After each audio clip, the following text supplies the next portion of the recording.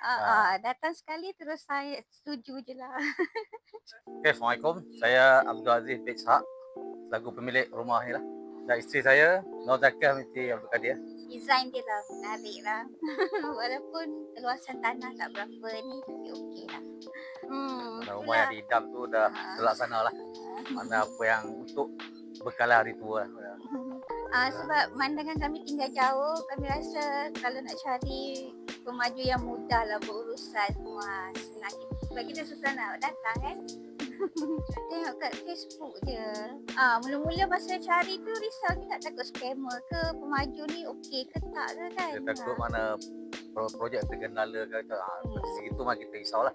Pasal pemandangan kita jauh. Untuk pemantauan tu susah sikit lah. Rezeki ahli bina lah katnya sebab tengok je ahli bina kita rasa. Tu berkenan lah. Terus datang sekali terus saya setuju je lah.